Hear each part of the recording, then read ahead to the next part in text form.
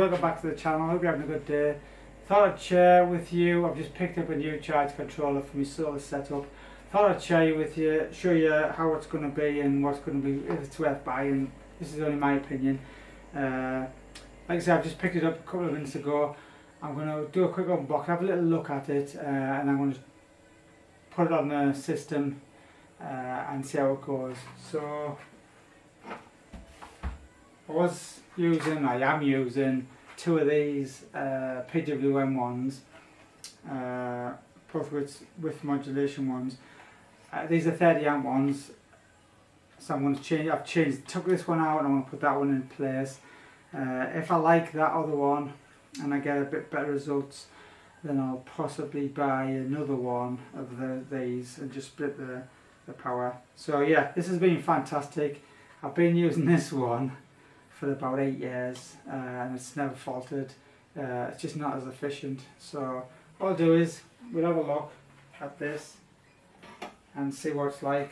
Yeah, so this thing's been pretty decent. It's really close up. It's been doing its job. This one is 30 amps, 24 volt.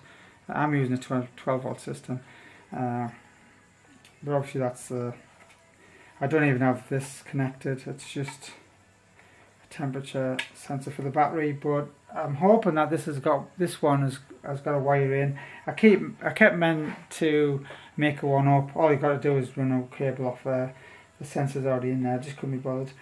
But yeah, it's been working fine, not a problem with it.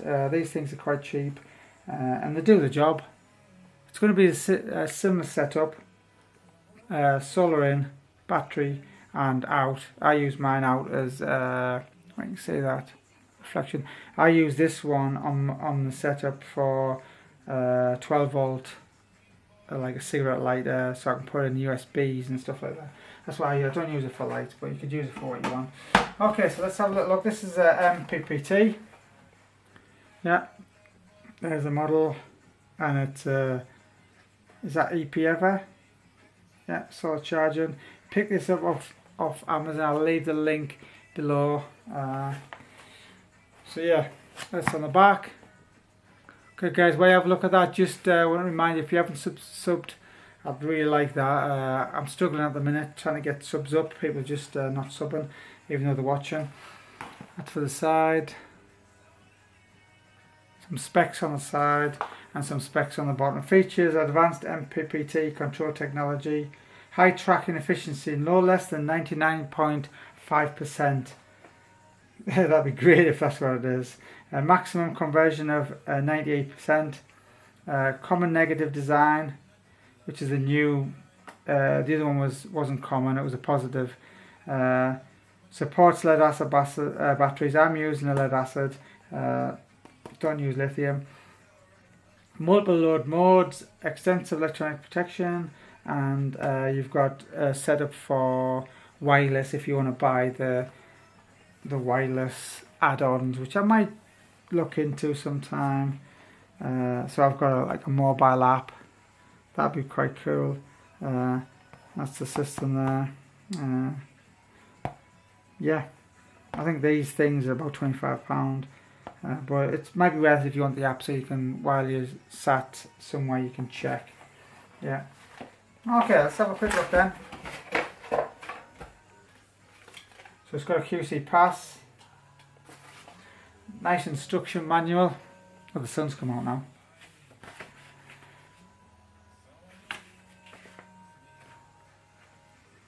Yeah, all the specs, how to fit it, where not to fit it, do's and don'ts, 12 volt, 24 volts, everything in there, a good read.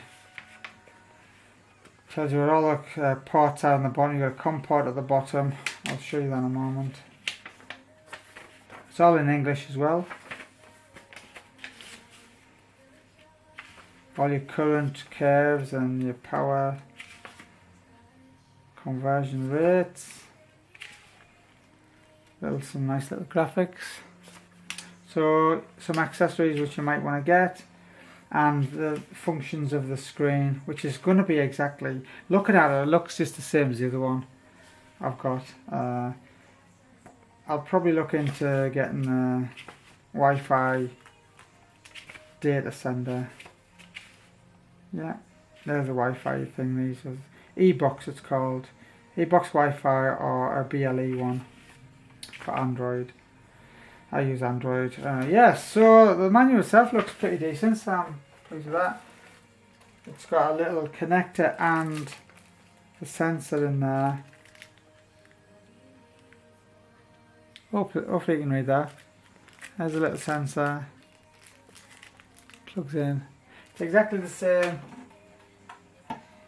If you're not sure, it's exactly the same as the one what was in the top of there. It needs to make a circuit, otherwise it won't work. Now if I take this out, there's the same. I know it's a thermistor, or it's not sure, but it works on temperature obviously. So I'd need to unsolder. Is that focus? Need to unsolder that, put the wire on, put that on the end of the wire, and same goes here. You just got a terminal screw. That's all. Same thing. Yeah. I just can't be able to do it. My batteries are like pretty close to this. So this is like that, and the batteries are about 4 foot below, 3 foot below. So the temperature is going to be pretty much the same, but it's to check to see, I suppose, if the batteries heat up for some reason. So let me just move said box. That yonder. How's that? Comes in a little bit of protection. The price I paid for this was about £80–90, something like that. The 20 amp version, this is 20. I was going to get the 30, but for some reason I thought this one was 20. I didn't check, but it's a 30. But I never used 30. I'm probably only drawn. I only have two 250 watt solar panels, and the idea was to get another two 250 ones and just do it like that. And they're just on the side of my shed, and I use my setup for just I've got two 6-volt deep cycle batteries, which has got about 500 amp hours in there, and it just float charge all the time. I just use it for the backup, so if we get a power cut, I've got 500 amps to mess about with for charging things. That's all I use it for, and it's been like that for about 5–10 years. All I do is check the fluid levels and top it up with deionized water now and again if it drops down because of evaporation. Anyhow, so there's your temperature sensor. Oh, where's that? So that plugs into the bottom of there, otherwise it won't work without that. And then you've got the same things. So you've got a COM port, which I haven't got, which is I'll probably look into. And then you've got this exactly the same setup. Solar in, 1224, whatever it is. I think mine are 18 volts or something. And then that. Then you've got your select button and your enter button. And your screen. It's a plastic cover, got some specs at the top. Yeah, a nice heat sink at the back, aluminium heat sink. You can see where the MOSFETs are screwed in, and it's got a coating on it, feels like a rough coating. What I normally do, and you've got an earthing point there as well, which you want an earth point. In my garden, where my solar panels are, I've got a copper rod, earthing rod down there, and I take a pickup off that. What was I going to say? Oh yeah, normally when I'm putting mine on the board, I put a nut in between so it's stood off a little bit to get a better airflow. But it's always cold in there anyway. Even in the summer it's cold in there for some reason. So I don't have any problems. So this is 240 volt, maximum PV voltage 100. Voltage 12 to 24, maximum power input for the PV 260 watt, 12 volt, 500 for 240. It's 520 watt for the 240, so mine will be 260, and just where it's been made in China, and that's it, guys. So what I'm going to do, it looks pretty decent, but it's not good if it doesn't work. it'll be the same inside. It's just what I'm paying for is this. Hopefully it's more efficient. So I'm hoping to get over this one. I'm hoping to get like a 10% increase. If it's more, even better. But that's what I'm hoping for. So what I'm going to do is going to go out into the shed, take the other one off, because this one was a spare one. So this is this number 2. So I've got 2 together. So this is going to go in place of that one, which I take off. So I'm going to put that on now. I'll wire it up, test it all out, and I'll be back shortly and tell you whether it's worth buying or not. Alright guys, so as you can see, the focuses, I've got it all set up. There's a little bit of a difference. I've left this video for about another 3 months because I wanted to put that in. Well, that was the one I put in, and I wanted to test it out to see whether it was any good before I said anything good about it or bad about it. And in that time I've decided to buy another one, so the second one just there, as you can see. So I'm really pleased with it. It's been working flawlessly since I put it in, and that's the reason I bought a second one, because why would I buy a second one if it was crap type of thing. So I'll just go over some of the setup. I'm not going to spend a lot of time on this, but so if I tilt the camera back a little bit, you can see just at the top there, that's where they've got 4 cables coming. So outside I've got 4 panels, yeah, they're all 200 watts a piece. And then that green one, the green wire is an earthen wire which runs all the way down. You can see all the way down to this point. Everything's earthed from here. As you can see, it goes to this junction bar, and then from that big bar it goes down to this part here through this little cable. Then it goes, so it's actually going from here to there, then back out, outside, big copper earthen rod into the ground. Yeah, so I'm just trying to get the camera right because I can't see for the lights reflecting. Hopefully that you can see everything okay there. So at the top we've got isolating switches. So this is one side, and so there's 2 panels that side. So we've got first isolating switch, which I've got set. So power comes into there from one side, power comes into there, then splits off here, and it comes down the side. It goes to that inverter, which is working now, and it's giving us about 100 watts at the minute, about 100 watts, something like that. And then I can turn it on and off, and the way I've done it is I want to be able to sometimes put one in. So I've only got the one inverter, the tie grid, which I want to be able to, depending where the sun is, use this to turn the grid on, the tie grid on, or this one, because if one's lower than the other, it pulls the voltage down, doesn't it? So, and the way I've got my solar panels, there's some facing south and some facing east, and different parts of the times of the day I can switch that one on, and that gives me more power than I can switch that one on generally, or I can just leave it on one and it just makes like half the power. Yeah, if that makes sense. So these 2 here for turning, like, if I can see, this one and that one turn the MPPT, so I can isolate it there, and then from there it goes to these 12 volt outlets, which is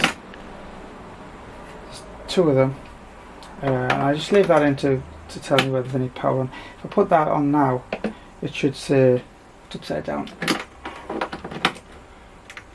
13.5 volts in the battery, so they're fully topped up. Yeah, and also I can do the same from this side. I think it's getting too dark there, hold on. That's better. I do the same from there. You should be able to see that light up. So it's, even though it's split into the independent, but I can still have them working the same. Yeah. So from there, then this goes down to the batteries, which I've got some Trojan T105s. Yeah, so I've got a couple of those charging up. They just don't trickle all the time. They're not. They don't. I don't actually dip into them unless I'm charging up devices from here, and it's like maybe dark, and I can just tip in for that. So how it works is grid inverter is changed to 240 volts, and just complementing me my household power. So if I'm using 1000 watts, I'm making 500. I'm only paying for 500. That's how I work it out. I never really make any more than I'm using. So I want to be just making just enough that the batteries are always topped off, and also just enough that it doesn't go back into the grid, because I'm not on a tariff or anything like that. Just make my own power. That's the way I've done it anyway. Just put it down a little bit so you can see. So there's a, let's move this, let's move that. By the way, all me anything batteries get charged up off here. So like that, them two drills, I plug them in to the inverter and charge it up. So basically, it's cost me nothing for mobile phones, tablets, anything which is USB or 12 volts gets done for nothing. And I've been running that for like, I don't know, a couple of years, something. This has only been 3 months, so I'm really pleased with that. So we've got a normal 1500 watt inverter there, which has got 240 outlets here, and it's also fused. You can see that. Sorry, switched here and fused there. Yeah. These are the ones that for extra ones when I come round to using it, but I don't need them. Also, the panels outside, they've got 10. There's two strings, and they've got like 2 fuses on them independently. So you've got a separate fuse up here, a fuse there, a trip there, and also 2 independent fuses which go in line. Yeah, there's a fuse on this 12 volt here, and also another one there. Yeah, because they're on different lines. So yeah, what else is there then? So the unit itself has been working flawlessly. I can't complain at that at all. How I use it again is I've done another video, and I'll just show you what I mean. Is these battery banks, I've got 3 of these. I just put the video down a bit. See that? So I've got 3 of these. Yeah, these are C-Techy ones. That's number 3. So I've got 3 of them, and how I use them is, again, one upstairs, one downstairs. One upstairs for the kids, so if they're charging any tablets, phones, they just plug it into that. When it gets down to 0, they just bring it down here, I plug it in, and I charge it back up again. And we've been doing that for, what's it now, 7-8 months. So we've never used the grid, so it's all free for tablets, phones, anything which uses USB. We've also got these outlets as well. I don't use the inverter, it's not really efficient. It's sorry for emergencies. So yeah, 3 of them, one upstairs, one downstairs, and a spare one. And we've never got to the stage where we've had more than one on charge. So what I do is I take a cable for like this. As you can see, 4 on one of them, and I'll just check out what, I mean, this is not empty. It's only down 1. And then I just, when it's fully empty, I'll pop that in. There's a little light on there to show me, and then pop it into the input charge. And where you can see that, but when I put this on, you should see it start flashing. There you go, so where it's charging now. You can see that. And we're pulling stuff out the battery. Yeah, and from the solar. Let's not make the video contact that one. It's just a cheap thing. It's working, but it's just trying to get the right. It's not really good there. Yeah, it's like the contacts are like on an angle, which is stupid, but there you go. It's gone off again. The hell. Might have to get another one of them. I'll take that out. Yeah, I mean it's not that, that's working fine. As you can see there's a LED on there. See the LED? That's fine, it's just this. Just a cheap white thing. Right, and as you can see, I don't know if you can zoom in and see that, but you probably can't. But battery's 30.1, so, and we're taking like nearly 4 amps, 3.7 amps off the solar panels to charge this up, and there's probably some coming off the battery as well. And out the battery there's 3, so 6 amps, so it's actually putting in like 6-7 amps into that to charge this up. Lithium iron phosphate battery. Yeah, so that's that. I'll just unplug that because I don't really want to charge it yet. Put them into there and turn it off. By the way, these things are fantastic transition from one to the other, so it's just an easy way to do it. So like I said, I've got a video of this and you can find that and I'll leave a link. Okay, let's have a look then. So that's that set up. I've got one of these Bluetooth adapters. I wasn't going to do a video of that because it just works, and that's plugged into the Ethernet port, and it allows me to check on my phone. So I'll just have a quick. It's EPEVA, so it's the same company. Done that. That's just the temperature monitor, which I switch on now and again to check the batteries, but it's also got its own battery check. So that's what it looks like. For your local, I know you can't see a great deal, guys, but. And then at the top it's got the signal strength, so if I click onto that it should connect. Just trying to get out the sun. Now it's going to auto connect hopefully. And then what I use this for is sometimes I'm sat in the conservatory or in the living room and I can just check to see what's coming in and what's going out. I might not have Bluetooth turned on. Doesn't look like it's connecting. Automatic failure. Okay. Should work. Just there. Oh yeah. Let me just try it once more. What I've noticed is sometimes it won't connect. Yeah, like that. So what I do is I just unplug the Ethernet cable a second and plug it back in again and see if that works. I don't know what that is.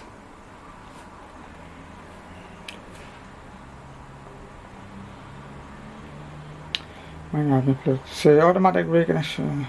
Okay. Don't know. That's the one. Oh, there you are, it's connected now. It just wasn't there. So you can see on there. Can't get the right. I know it's not the best, but you can see that. What's that? 30.7 volts in the battery. We're taking a couple of amps out of the battery, and temperatures, voltages. So yeah, I use that little app. You can't see anywhere; it's too bright. Okay, so that's really it. Really, it's all I wanted to say is that I'm really happy with it. And the only thing I don't like is I wish I'd see I've done this first, and I should have had it lower, so it's maybe this higher. But it is what it is. It's just functional. It works. Now I don't even know. You might notice this socket here. What that is this cable, which is a really expensive cable anyway. It's all fire retardant and everything. It's just like, anyhow, this cable runs all the way back to my consumer unit, where my fuses are, where the power comes in from the mains and the grid, and I've got a transfer switch, so I can go from mains off to solar. Yeah. When I go to solar, then I power the fuses from here. So that's dead at the moment. And how I do that is just put the camera up. This socket here, yeah, 3-pin, plugs in to this heavy duty rubber cable. I mean, this is like really heavy duty industrial stuff. And there's a normal socket at the other side, 3-pin. You can see that. Let me just Stick that down there. 3-pin socket there, hopefully you can see. Now the 3-pin plugs into the inverter, if I wanted to use the inverter. And then the other end goes into the inverter, switch it on, and it'll power the full house from my batteries, or batteries and solar depending on. Now I've used it a couple of times. It only gets used for emergencies. We had a power cut about a year ago, I think it was, and they were building some new houses down the street, about 25-30 new houses, and we hadn't cut through the cable obviously, and we had no power. The street had no power. I came home from work, I've got tropical fish, so straight away I went into the here, plugged it in, connected it up, switched it to the transfer switch, and then the power was working again.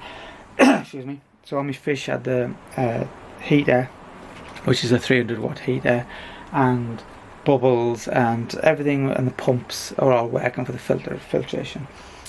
Fridge was working and everything really. And it took a drain on the batteries because it was off for about 7 hours. So what I was doing is I managed to last at least 7 hours. Just during the day, so the solar panels, I only had 2 then. We're putting a 4 amps into the batteries, but there was like loads more coming out, like I don't know, it's 12 amps coming out or something, wherever was coming out. So it was getting down there. So on a night time I'd probably only got a couple of hours out of the batteries. But I've got a generator as well, so this if it was on a night time and it was really bad, what I can do is I can use the same cable, pop the generator down here, run the generator through there, and that will run as long as it needs to charge the batteries up. And I have a battery charger, so when I'm doing that I'm charging the batteries up while I'm running other things. Yeah, so that's pretty much it really, guys. Can't really say anything more about it, just I would recommend it. Make sure it's earthed up when you put it in, if you're going to use it. I can't see any faults with it.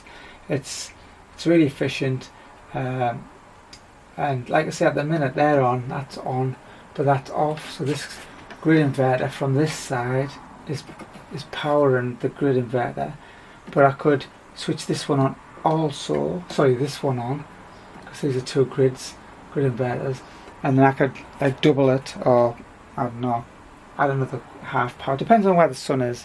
So if the sun's pointing mainly east, I'll switch it to this one. If it's mainly south, I'll use that one. Or if and I'll look at the voltages, and I don't want it to pull it down too much, but generally it works fine. And this is only a 500 watt grid inverter. I've repaired this one twice. It's such a cheap one. MOSFETs went the first time and the second time, to be honest. And I think it was when it gets so, like, if it's playing around about 450 watts for too long, and you get big changes. I think that's sort of the problems, but I've had no problems since. Yeah, so hope you like that video for this EP ever. I would definitely recommend it. Have a look at my other video for them battery banks. I'll leave the link if I remember. Drop us a like, give us a sub if you haven't. I really appreciate you grow the channel. Any questions, leave in the comments below, and I'll catch you in the next one. Thanks for watching.